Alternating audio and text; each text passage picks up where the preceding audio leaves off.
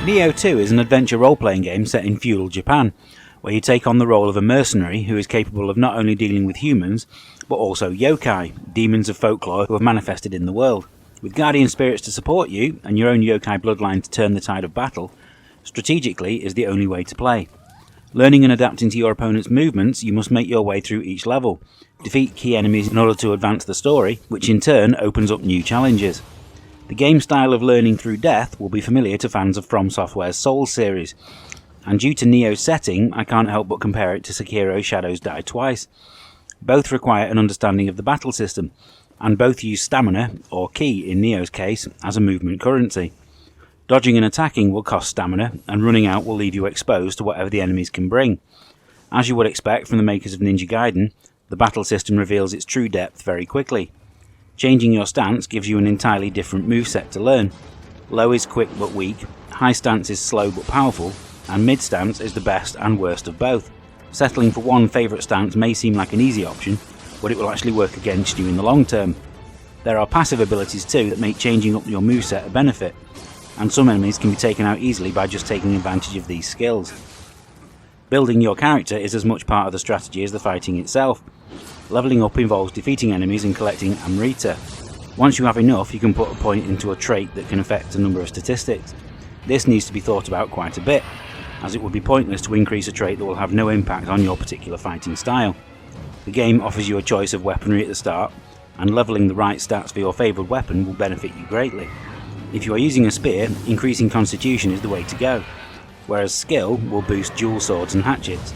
Increasing ki also needs to be considered, and it's always worth remembering that some armour sets can only be fully utilised if you have the correct stats. I didn't feel like the game explained all of this clearly enough, so I decided to restart my game with a greater understanding of the character system. By doing so, I discovered that Nioh 2 is a truly fair skill-based game. Despite restarting with everything that I had learned previously, I flew through the first level with only a couple of deaths against boss enemies. It also meant that I was more prepared to level up the skill tree for my weapons. You need to start to level up not only your character but also your equipment. After the second main story mission, you'll get access to the blacksmith, and you'll need to pay close attention to make sure you're not wasting materials. It proves that you do learn and develop a playstyle, and not paying attention to that is punished with multiple deaths. One of the biggest assets to the game is that the community has really rallied behind it. There were many videos online to assist me when I got stuck, and I'm sure there will be many more instances in the future. This also proves that the game doesn't explain things enough on its own. There is an option to bring up a help box to explain things in the menu, but there is never an explanation to tell me what is important and why. The instructional videos that I found actually made me like the game more, as I was getting really frustrated without them. Even something as simple as returning to the map screen wasn't properly explained. If you make the mistake of going into a level that you're unprepared for, without the item that you need in order to return, you will find yourself stuck and unable to advance. Concentration is very important, as starting the game for the first time can be overwhelming, although this could be because I didn't play the first game.